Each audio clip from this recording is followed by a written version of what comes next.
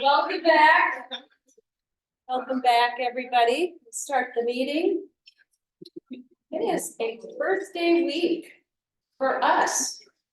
If you have a March birthday, and we missed y'all in March because of our weather cancellation, you're going to join us at the next meeting with all our April birthdays. We're not forgetting you. But today, we're recognizing the fact that this is birthday week for the Rotary Club of Flint, which is a pretty cool thing. And I think a little awe is in order of a group founded in 1916 that has had thousands of members in its long tenure. And I am grateful, truly, for every one of you who continue the tradition of service of self to our community in its second century, really, of creating hope in our community and beyond. So I thank you all.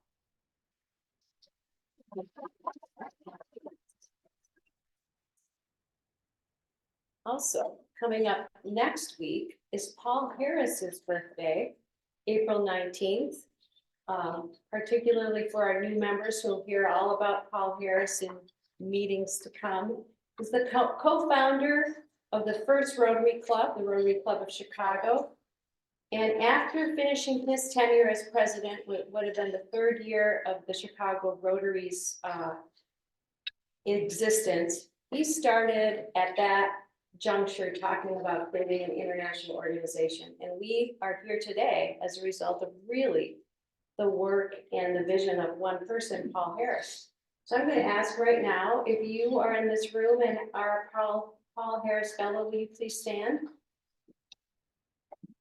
Wow, that's phenomenal. So the folks before us have either been given in their honor or contributed $1,000 to the Rotary International Foundation. And I'm actually kind of putting you all a challenge to join us Thursday, the day before Paul Harris's birthday, our next social networking event, Thursday, April 18th. I don't want to get the date wrong.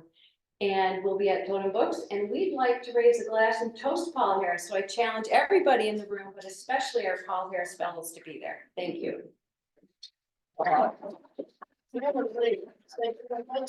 Hosting.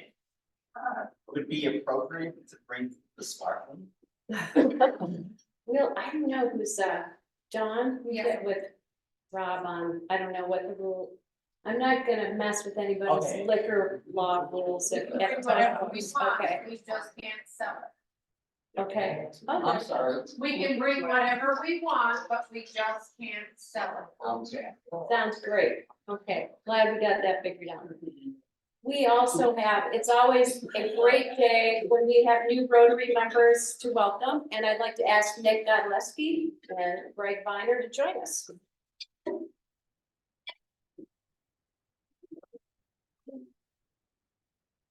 Never had a sports jacket, so much better. So, fellow Rotarians, it is my privilege and my pleasure today to welcome into membership Tyler Priso and Casey Lester, who were proposed by Greg. Their proposals have been reviewed in accordance with the Constitution and bylaws of the club. Tyler and Casey, we now proceed to admit you into membership of the Rotary Club of Flint, and so to the Fellowship of Rotary throughout the world. It has already been explained to you that the ideal of Rotary is service above self, our principal model. And the objectives of this club and all Rotary clubs around the world is to encourage and foster this ideal as a basis of worthy enterprise. We are thrilled you've agreed to share in this effort. You have been approved for membership in this club because we believe you are a worthy representative of your vocation and interested in our ideals and willing to share in translating these ideals into tangible realities for our community. You have agreed to accept the obligations attached to your membership and obey the club's constitution and bylaws. So now I ask you to join us at the front Everybody welcome our newest Rotary member.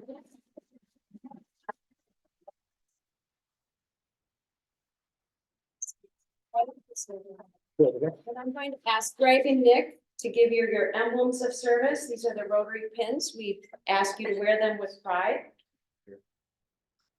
He's like. Oh, they're over. Oh. Yeah, sorry. Leave that out.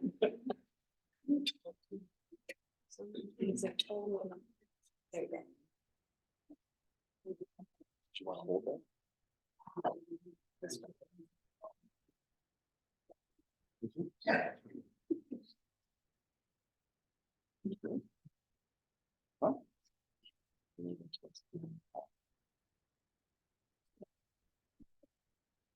Let me get my step stool, hang on.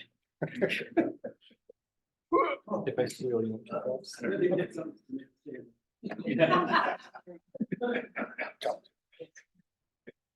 Chafee, I could hear you. Good.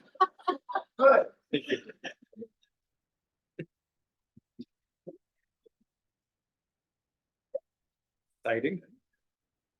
Thank you so much. No hands to shake. Thank Thank you so much. you.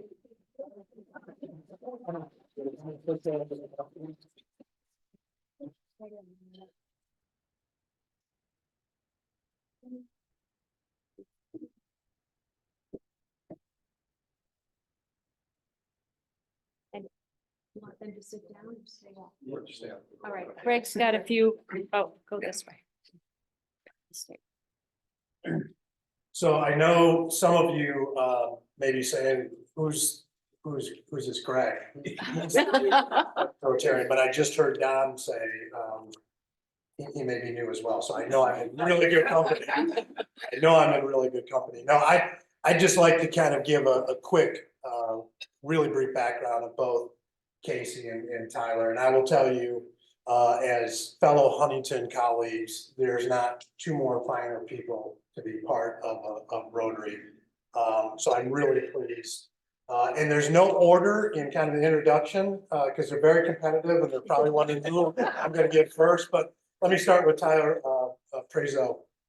Tyler's a vice president and a wealth advisor in our private bank group at Huntington. And he joined Huntington shortly after studying finance at Saginaw Valley State University. And he's worked in both our Flint market and Saginaw market, not only as a client advisor, but as a portfolio manager as well. Tyler's entire family is from Flint. He grew up in Clio, and he currently lives in Grand Blanc with his wife, Heather, and son, Brooks. And Tyler normally has a lot of animals around the house that we talk about, very unique pets, but currently they have 2 dogs. Tyler's a hobbyist at heart. He's involved and has many different interests. Some of those include running, reading, all things Detroit sports. Tyler is the one to go to, and the game of golf. He currently serves as a board member for Catholic Charities of Shiawassee and Jesse County. He has served as the chair of the Fund Development Committee there and is currently the chair of the Finance Committee. And he also serves on the Friends of Burston Board. So a big service heart and a welcome to Tyler to Rotary.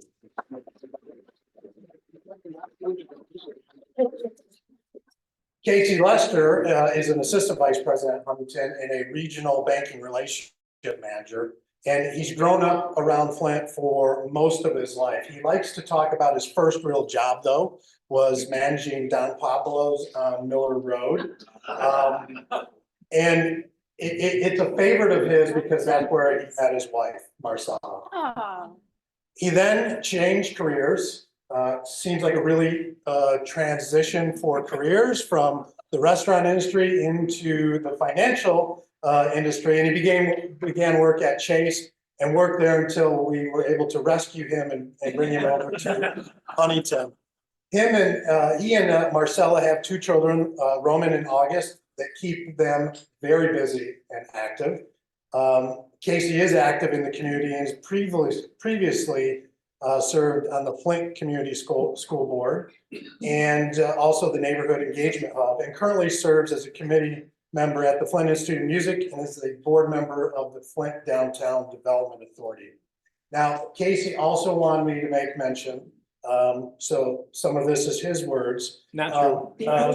Because you may not be able to tell from his devilishly good looks or charm, but he's a huge nerd and loves video games and sci-fi. Welcome, Casey. Experts. Thank you very much. Thank you.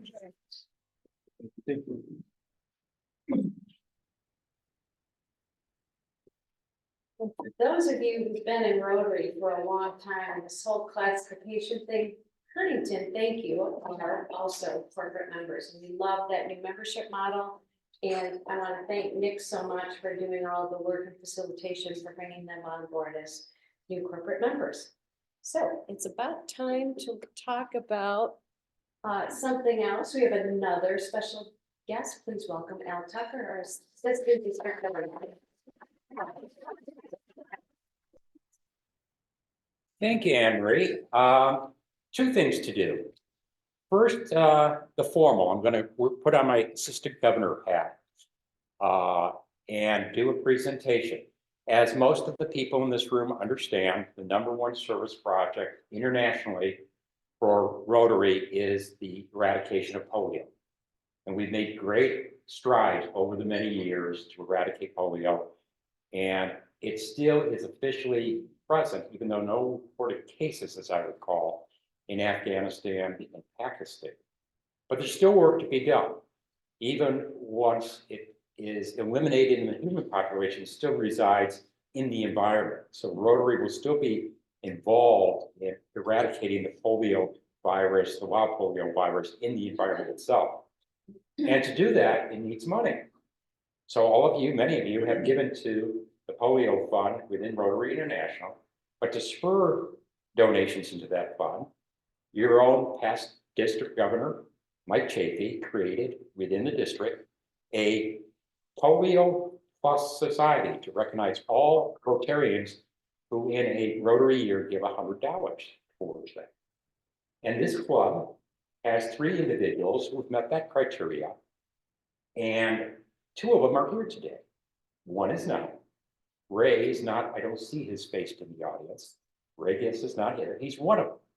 But the other 2, and this is her serendipity, they're bookends to Anne Marie on there when I think about it, if I'm not mistaken. So I'd like to invite past President Elizabeth and President-elect Ellen to come up to respect your gift.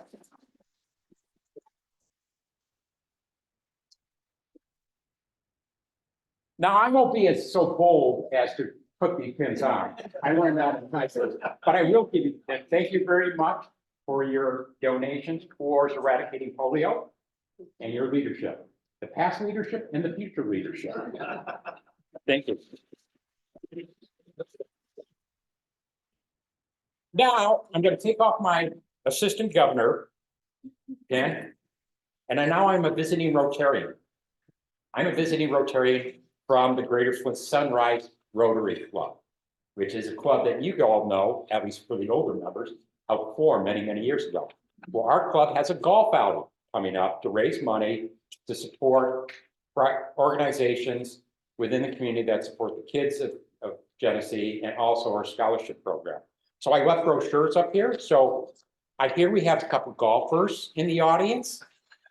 We would like to have a couple teams. We also have corporate sponsorships. So I'll pay my buck for announcements.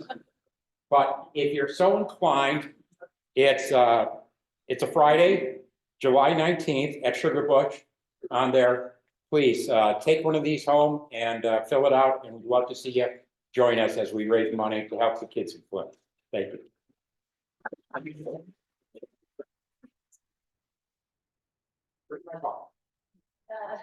I put it in my message last week, but I just wanted to reinforce, you'll be hearing more about this. Hopefully, we're out of the weather where we're gonna have any more cancellations, but we thought we were the last time, so I'm letting you know anyway, just in case somebody wants to send a couple inches of sleet in April.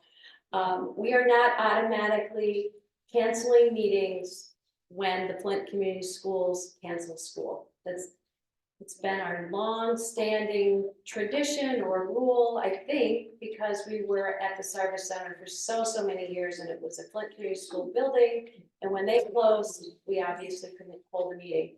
We are now operating under the governance structure. The president will be President Ellen, and her officers will have a chat in the morning. They'll assess the situation and make a determination at 9 a.m. Many of you know road conditions at 6 a.m. when they call schools, and road conditions at 9 can be very different, and things can be all cleared up. Now that we're only having 2 meetings a month, it's really hard when we miss one of them. So notification will be sent by email then shortly after 9, and will also be becoming one of the organizations that post to the ABC 12 bulletin board. So just wanted you, just to reinforce that, everybody be aware, we'll continue to communicate. Just also wanted to remind folks who may not have been at the last meeting when we talked about changes due to the transition of our club administrator retiring. Amy Vanderput has agreed to stay on as a bookkeeper role here. It means that she has been in, I'm sure Al could tell us all about this, maybe an oddity in the Rotary International world, in that she's been our secretary.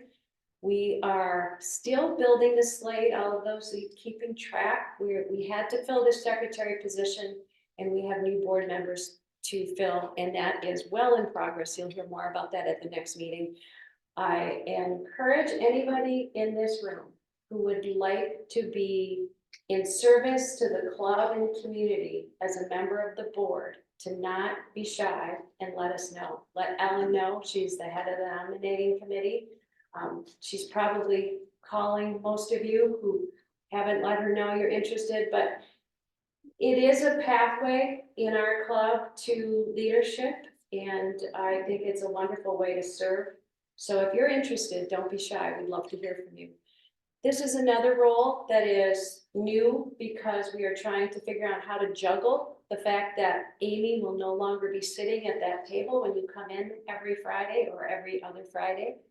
And so this idea of having sort of a club registrar position, maybe 2 or 3 or 4 of you folks out there who may want to take advantage of the service path membership option and basically handle the functions of check-in and sort of the registration process, maybe 6 or 7 or 8, depends on how many of you come forward to share and volunteer. So again, the person to let know about this would be either our club admin chair, Dawn, raise your hand, or President-elect Ellen, or me. So again, service, Flint Public Library, next Friday morning, 9:30 a.m. Joe's got a great little registration set up in Club Rudder, but you can also just email and say, hey, I'm coming, want to join you. Does anybody have anything to report in health and welfare for any of our members? No. Friends, we have a few here today. Kimberly Confer, visiting from Rotary Club, Genesee Valley Rotary Club. Stephanie, oh my gosh, Kimberly, I called you that before. Stephanie is here because her boss is here, but we're happy to have her anytime. And I saw Karen Wilkinson here, thank you, joining Reg. Is there anybody else joining us as a guest today? Thank you. And the raffle, do we have someone helping us out with the raffle?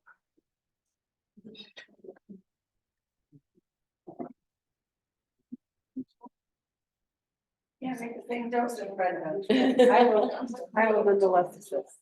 Okay, Stephanie, you're gonna help. You're gonna help. What is it? What is Third prize. Whatever the minute. Everything is a little different. Third prize goes to number 749023.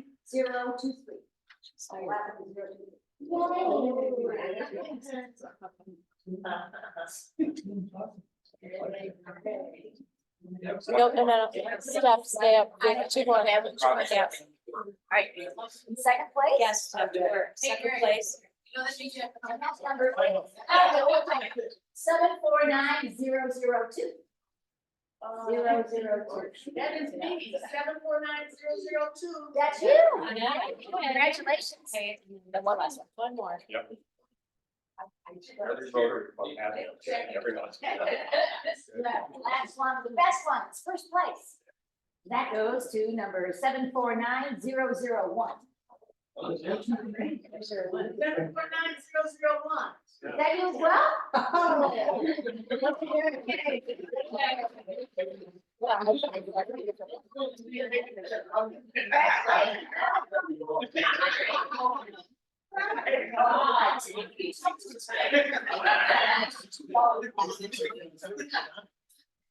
You lost right away.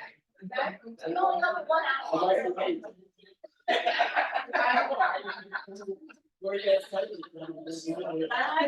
looking for Bob Stabilski. Went to the hospital last night, they kept him overnight. Oh my gosh, so that's a health and His wife welfare. sent me a message. Oh, that's shocking. Bob Sabilski's in the hospital. They kept him overnight. So he was supposed to be introducing our wonderful speaker, Ed. So I'm just gonna wait. Okay, I'll let you fill in. I'm not gonna give you any of the particulars, but I've heard Ed speak so many times and there's never been a time that I haven't learned something, that I haven't been, I'm gonna use the word in awe of his leadership, the innovation that he approaches everything that happens with the Mass Transportation Authority, and it is such an essential service to our community. I just can't think of a person who goes more above and beyond to do really great stuff for Flint. So, and the larger area. So Ed, I know that's not the VK. I didn't go through your resume, but please join us.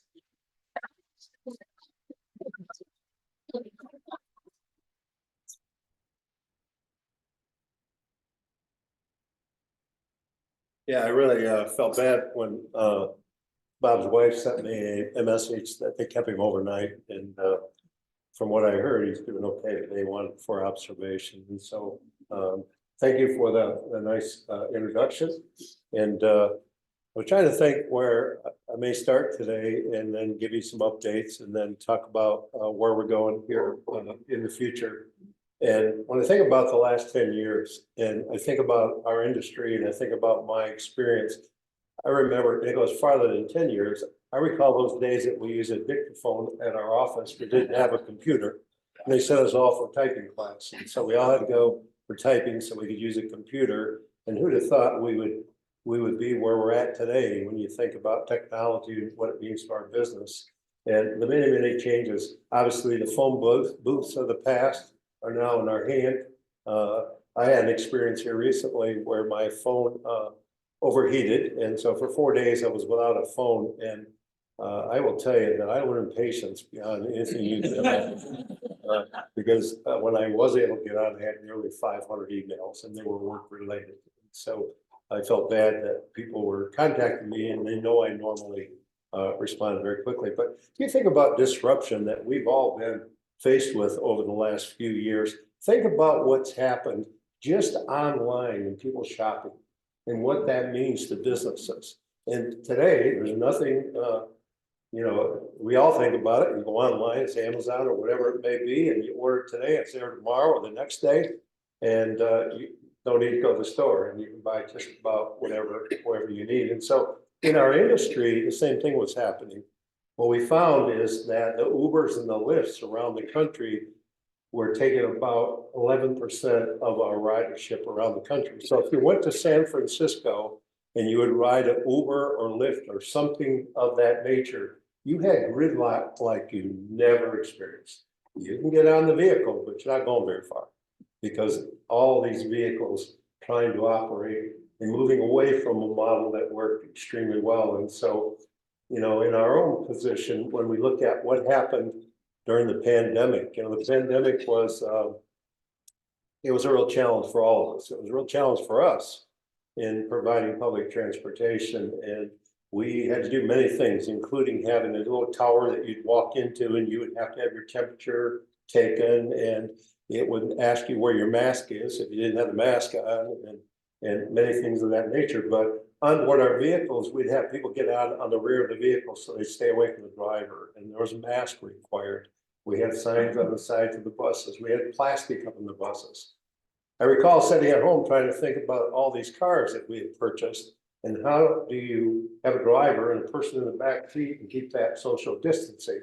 And that dawned on me. I rode in many taxis around the country that have that plastic barrier and between you and the driver, and we immediately put plastic in all of our vehicles. In fact, today it still exists today for a safe transport. We have that plastic.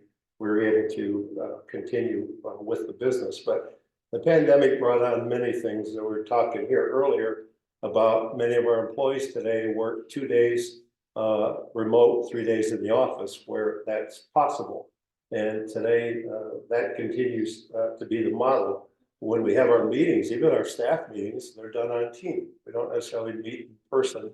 And, you know, many times when you'd be traveling for a meeting somewhere, maybe go to Lansing and have a meeting in a room you could have right on the phone, or you could do it with Zoom. And I've had, I don't know how many Zoom meetings this week. I was just sharing that I was on a Zoom meeting last night with students from Michigan State University, and they wanted to talk about mobility. They wanted to know about what we do here. They asked me questions for 1 hour. I went through the questions, and as I was answering, they said, do you know that in your county, you're providing more mobility for people than any of us experience where we're at? And that's why we're doing this research. And I was kind of surprised, because in this world we live in today, it's really all about addressing the needs. As people are aging in place, it's going to be more important that we have transportation that meets that need and exceeds that need, so that we can have a great quality of life. People are aging in place. We have so many people turning age 65 on a daily basis that our health systems, transportation systems, and others are impacted by that. So we have to prepare for it. When I look at where we're at as an organization over the last 10 years, we have converted our fleet of vehicles to a alternative fuel fleet today. About 98% of our fleet today is compressed natural gas, hydrogen, and propane. We are the most diverse alternative fuel fleet in the Midwest. We're considered a leader in the country. And often people ask, why are you involved with hydrogen? Why in the world would the MTA in Flint, Michigan be involved with hydrogen? Thank God we are, because what's happened is that we're not opposed to electric. The electric vehicles around the country, large electric vehicles around the country, have many issues. People are now turning to hydrogen. We have on a weekly basis, we have people coming in to see how we produce our own hydrogen. And we do it through electrolysis. So we combine electricity and water, and we make green hydrogen. And with that, we can fuel up to 3 vehicles a day. We're expanding that capacity up to 60 vehicles a day. That expansion is just now getting started. It's our intention to use a static fuel cell unit to create hydrogen in the future to power our buildings, and the excess we use for fuel. Today, we sell hydrogen. We're selling hydrogen to others that need it. We sell compressed natural gas to those that can utilize it. And we're part of one of the major hubs in the country. There's 5 of them. And there's $5 billion that was put out to establish hubs around the country. And we are the only transit system in the hub in the Midwest.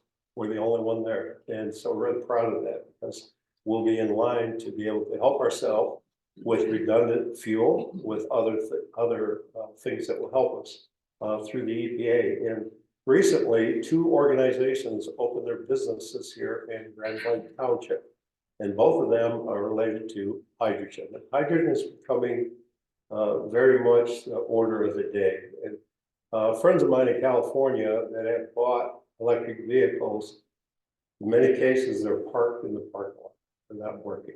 The infrastructure wasn't there for it to happen. There's other issues. Manufacturers going out of business. Some of the biggest ones have gone out of business. And yet with hydrogen, we just took delivery on 2 more vehicles. They're sitting in our garage. waiting for there's some problem with the artwork on them. It has to be corrected. Soon you'll see a press release, hopefully within the next 10 days. 2 new vehicles, new trolleys that will be put into service. And we hope to be able to purchase soon some small vehicles that will be powered by hydrogen. And in the interim, we're going to try some cars, some EVs. We have a grant to allow us to try a few cars and see how they may work. But we're really sold on hydrogen, we're really sold on propane. Compressed natural gas works well for us, but I think in the future, it will become more hydrogen than it will be on the compressed natural gas side. I see it going in that type of direction.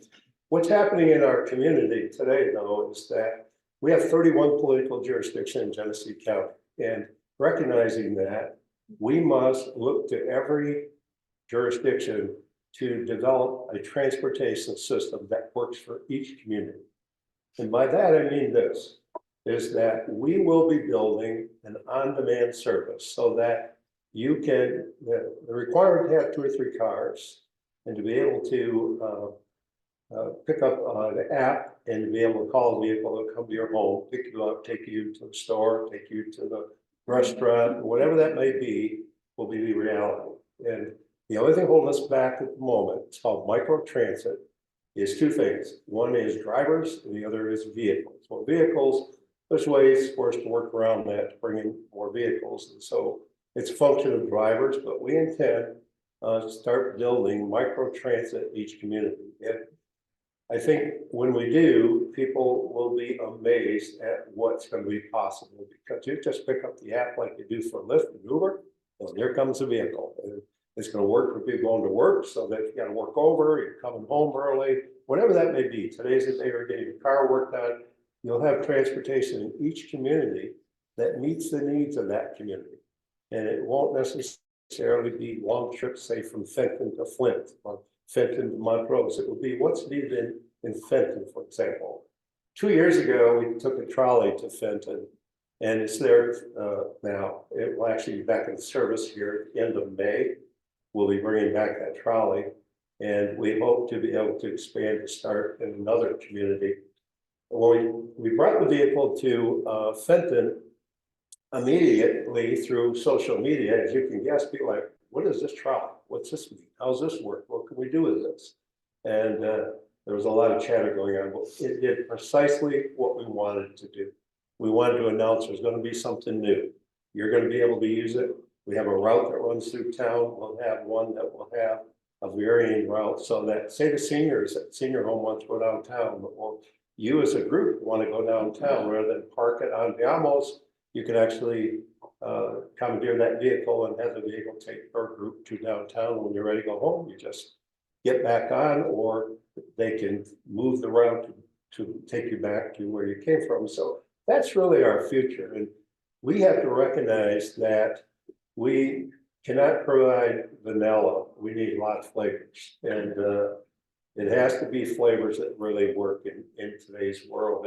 I can tell you that there's an urgency on our end to figure out how to make all that work. And I was just sharing that I've been interviewed 3 times this week, 1 by a major magazine, 2 by research projects. And they all want to know about why we're willing to make changes. Why are we willing to do this? Well, I think many of you recall when some of the major grocery stores closed. In some cases, there was a 2-week notice, and it happened around Easter. And I remember it happened, I think it was 2016. There was an announcement they were going to close the grocery store, followed by another announcement they were going to close that major Myers out on Pearson Road. So in one neighborhood, when we started looking at it, we recognized we have a food desert. Never heard the term before, but we now have a food desert. We have people that have no way to get groceries. So we started a route, and we said, we'll take you to get your groceries. We took the people along the Franklin corridor, took them out to Richfield Road, out to the Kroger's, which Kroger's up there. And we started providing service. We did the same at Aldi's out on Pearson Road because of Myers closing. But across the country, invariably, I was on 6 public radio stations. And every time they asked the same thing. Who asked you to do this? Why did you do it? Who's paying for it? And I said, well, our posture's never been one to wait till people pay. I often tell staff, let's make it happen, then we'll figure out how to pay for it, because the money will come. And it did. We received donations, there was many things along that line. And, you know, a posture we've taken, I came out of the private sector, I used to run automotive plants. And so we approached public transportation with a private sector attitude. And I think by doing that, we're open for business. We have over 20 partners today helping us pay for medical transportation services, many of which are happy to buy those services. Many are surprised that we're willing to partner with them. What does that mean? It means that people that need to get to a medical appointment can call, and within 30 minutes, we'll pick them up and take them to the doctor's appointment. In many cases, you'll have seniors that may get up and find, I need to get to the doctor, so they call the office when it opens. They'll say, yes, come in today, they'll give them a time, but they have no indication of how to get there. So you end up with no-shows, cancellations. And in Genesee County, it was as high as 70%. I can't believe 70%. And even today, it's still high, but we brought that down tremendously. We've done that by recognizing there's a very strong need for medical transportation. And we have partners continuing to grow partners in the community that are willing to step up and to help partner with us to pay for that, to make sure people have transportation. For those people that miss their appointments, they often end up in the emergency room. And in many cases, they end up riding in an ambulance, an unnecessary ambulance at $600-700, and they're paying a copay. And public transit can really take care of much of that. And we receive recognition all over the country. I've met with the Senate. I've been brought in, to the White House, talk about this, and people are just absolutely amazed. From our end, from where I stand, I think, really, why would you not take care of this for your community? It's a thing to do. We need to figure out a way to do it. There can be a business model, and people say you have a great business model. We need to emulate that around the country, but they get a little lazy when it comes to really making that happen. And so I'm really proud of what we do in that regard. It's only because of the support you provide to the MTA that we're able to do this. And it's only through your support that we're able to grow service and to make sure that we do an excellent job of making this quality of life in our community very important when we take care of the people who are here. We have many things in the hopper today. We're working on bus on the shoulder on the freeway, so that we would have a bus that could run from Lansing to Port Huron along I-69. And when the traffic backs up, we can drive on the shoulder of the road. We have commuter research we did along I-75 to Detroit. We're doing work today to partner on services that would provide more opportunities for individuals to come to work at our organization. And I've been in conversations the last couple of days about some major organizations that are looking to move into our community, and they want to make sure that public transit will be there to make that happen. I spent over an hour being quizzed, if you will, about everything we do and what we commit to. And in the end, they said, wow, you're really open-minded, you're willing to do it. And I said, it's the right thing to do. And it means jobs, it means many things. Many of those people may not live here today. They may live in some other community, they may move here. But they can access these jobs through great public transportation. We continue to provide regional service to 6 counties. And we're being asked on a regular basis to expand that footprint. So we have an awful lot going on in our organization.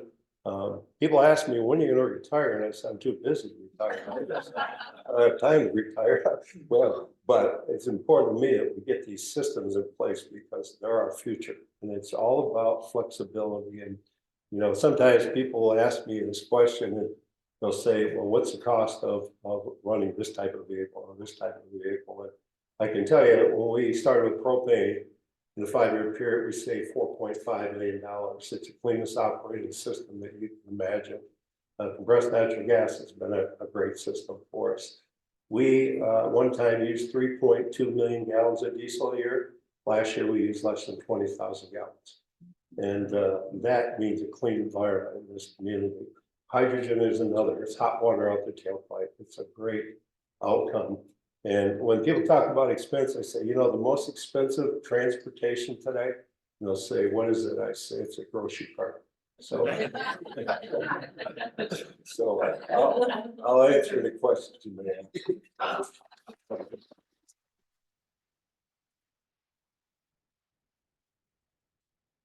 Charge one of the passengers, like if they need a doctor's appointment, how do you face the charge? Not the big, not the big buses, but the personal, like the cars, and how does that get charged? Yeah, we have, well, we have your ride, which is a very low rate. That rate is $2.25 each way. And so you, in that particular case, you'll be on board with others, maybe going to work, maybe going, maybe several people on board. If you use the premium service, the cost of that is $20 each way. What that provides is that when you go to your doctor's appointment, if you need to get a prescription and go shopping on the way home, we provide all three of those. And so it's a higher level of service. In some cases, the Valley Area Agency on Aging will pay for it. And there are some benefactors, organizations that will actually prepay for it. So there's different options. You work with the Genesee County village, the senior village. We did initially, we had a senior care, we had a great program, and they ran into financial hardship. And they discontinued transportation and their legal services.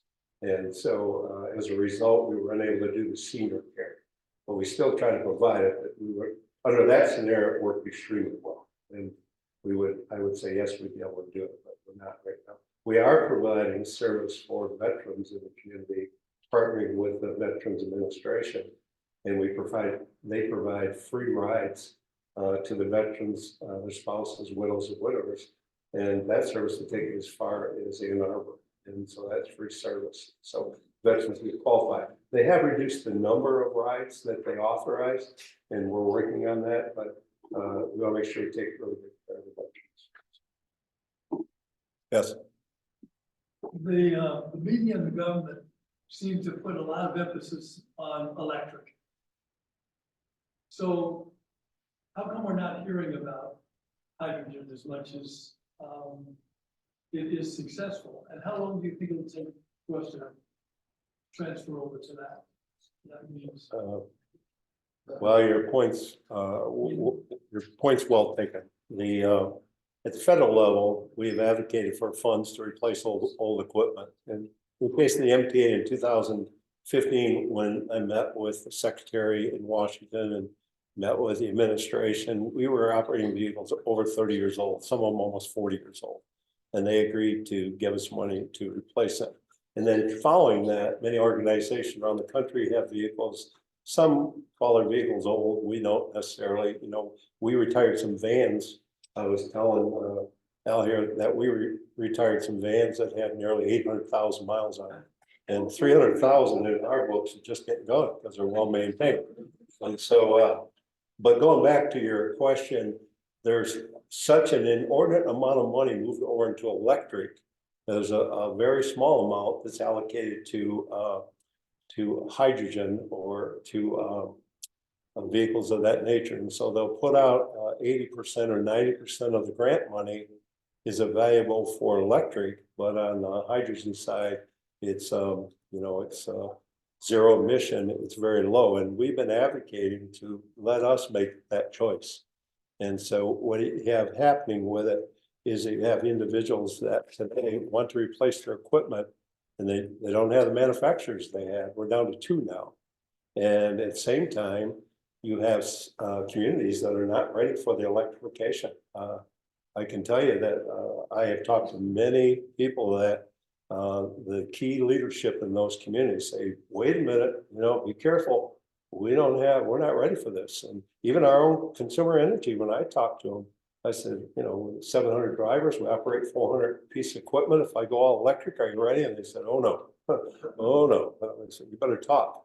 And so that's part of the problem. And the governor came here and they had a press conference and they talked about our hydrogen and, and in no way of disrespectful to the governor. It was like the first day we were into hydrogen. It was 13 years into it. And so her and the mayor were talking, and then as the media would start asking questions, they'd say, well, he'll answer the questions, and I could answer the questions. We've been at it for a while, and we have been advocating it at the federal level. What's happening today is the major systems in Michigan are now coming to us because they want to buy the vehicles. They may buy the fuel elsewhere. They may not produce it like we do, but they're now ready to go because they just understand that we're not ready for the electrification of large vehicles, or even the small ones.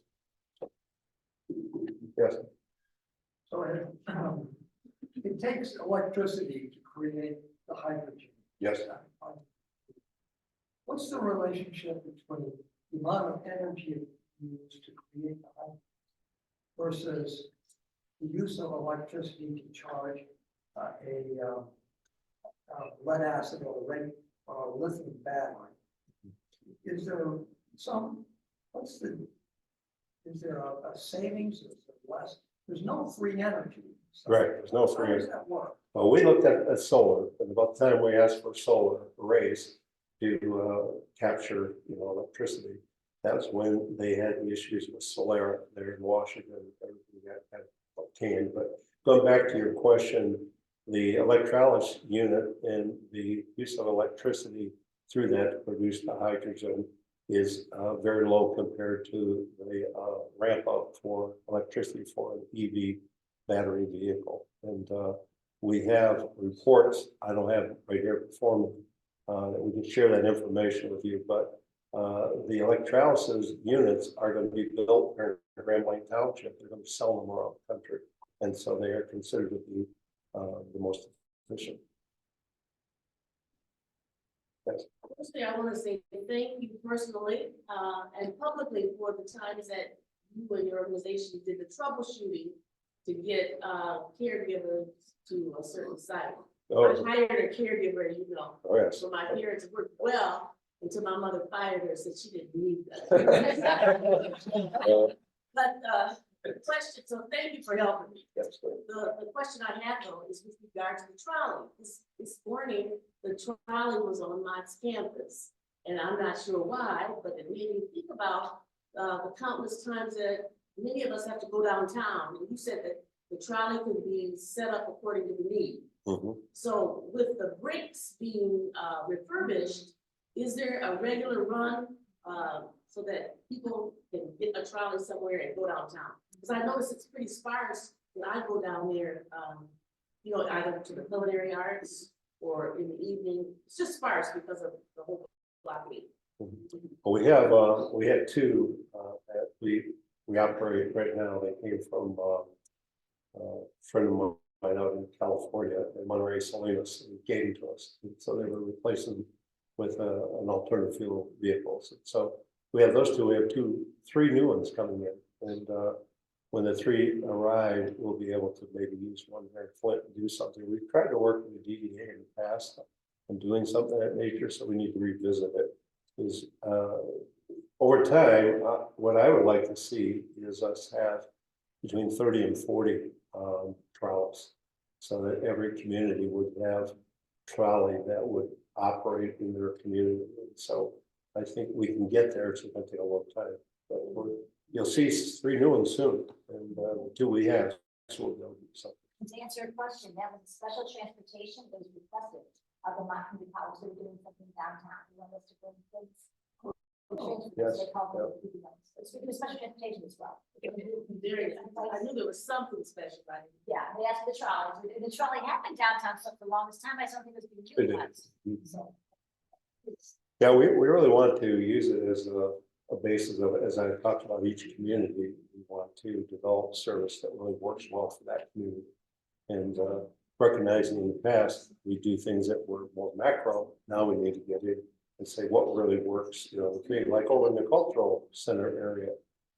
We would really like to do something with autonomous vehicles over there. And I mentioned it, and we're going to revisit it. And last night, we talked about a partner that could be a part of this new mega site where we'd have a hub and use autonomous vehicle to move people about. So when they get ready to go to and from their job site to the bus, and a hub there, it'd be done with autonomous vehicles. Same holds true in the cultural center. I think it really makes sense to have a autonomous vehicle running from downtown to the cultural center.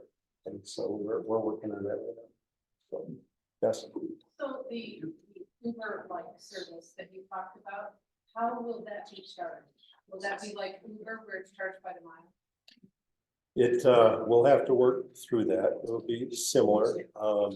There's two different ways we may approach it. One is there's a contractor that will bring in vehicles and drivers, and they'll do it all for the MTA. And so there's that scenario. And there's a scenario, I'd really like to do it with our own people, our own equipment as much as possible. And it would be priced, like you mentioned, it's gonna be zones, if you will. And in some cases, people want us to take them from Fenton to Montrose. Obviously, we got to charge, for that. And the future of our services is going to be very much contingent upon our sustainability and how we can pay for it. But if we provide you service that really works for you and that you can depend on, people that may have never thought about using public transit all of a sudden say, well, I'm riding on this vehicle, like the trolley out in Fenton. That's immediately what happened.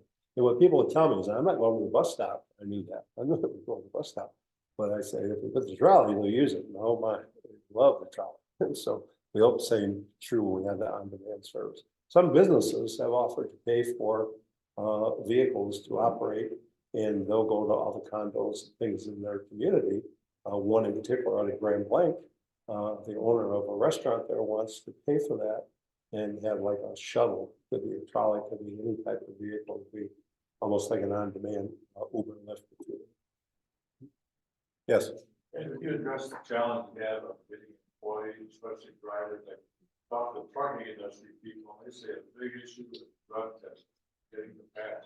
How do you address all that? Well, that's a challenge. It's I remember a time that we had 2,600 people applied, and out of that, the test came back to 1,800 of them didn't pass. And so I couldn't believe that, but it's getting much better. But it's a real challenge today to try to hire drivers. And so when I'm meeting with staff, we'll be strategic planning here soon. We're going to have to determine how much of this can we do, how much we may have to contract out. But I don't know where the contractor is going to get the people. And what one thing that we're looking at is if we can bring people from Lapeer and Shiawassee, even out of Oakland, but maybe Shiawassee and Lapeer in particular in Saginaw, that would like a job, and we can find means to get them to our site, we could offer them employment. But in the communities that I'm talking about developing this new service, we're hopeful that we'll have homeowners, we'll have individuals that are homemakers. Someone say, well, I'll do that as long as I'm doing it right here in my own backyard. And that would be with a car and a small vehicle. So we're hoping that catches on. And we pay, I think we pay well. I think today we're with the cars, we're paying over $18 an hour. That's pretty good for driving a car, 48 people. And you get your birthday paid off. That's good. Casey? Not a question, but I just wanted to say, so during the onset of the pandemic, I was a president of the school board, and one of our biggest concerns was getting food to the kids who relied on the schools in the city. And at one point, we couldn't get, we didn't have any drivers, pandemic, sick, illnesses and stuff like that. I remember Betty Ramsdell called me and said, call Ed. And I said, sure, I have no idea who that is. And so, as a salesman at heart, I had my pitch ready and I was ready to sell why we do this. And I called him and I said, hey, we've got a really tricky situation. This is what's going on. We don't have drivers. And he said, we'll be there for what's it? And I was like, well, no, I mean, wait a minute. We'll just do it, figure out how to pay for a year, provided over 1 million meals for. Thank you.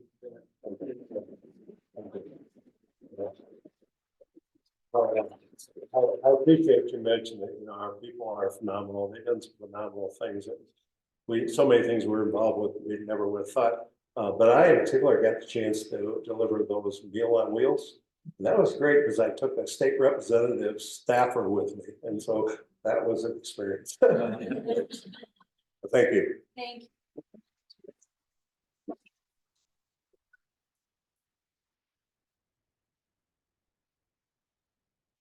And thank you in honor of your time with us today, and for all of the good you do in the community, and donations been made in your name to Rotary International to help with the eradication of polio. Thank you. Thank you. So we have a lot of folks who helped make this happen today. I want to thank Don Rockwell for the awe and the inspiration, and I hope I'll be calling Bob. I hope any of you who know Bob well can check in on him. Jerry, I'm not sure you were here for setup and takedown or bulletin notes. I'm not sure. Rob did set up and takedown, and you're doing bulletin notes. Thank you, thank you. Terry Mormon is always our faithful person at helping to register. Fred was obviously not here, but Stephanie, we'll take any time to do Fred's job. And on Zoom host today, we had Joel Fike, so we can thank him. Next week, as I mentioned, 5 p.m. Totem Books. Does everybody know where Totem is? Court Street, downtown, great place. It's gonna be fun. Across from the white. Across from the white, of course. You know where that is. So thank you so much for being here today. Great meeting. Go out, great hope in the world. Thank you.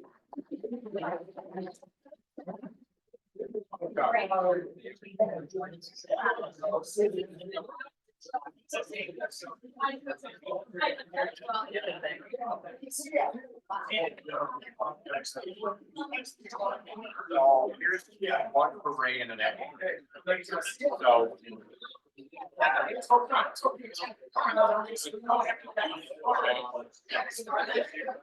Oh, yeah. Yeah, it may take a little, yeah, this year, this is what, just even though to do it counts. Yeah.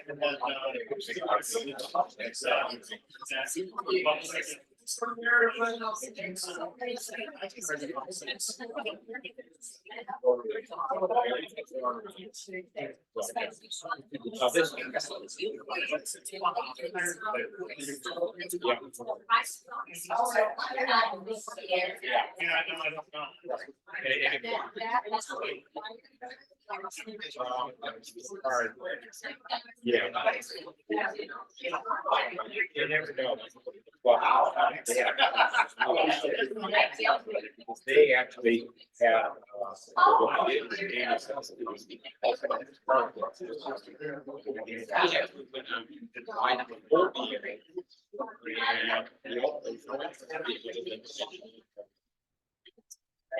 If you've ever seen this product. Yeah.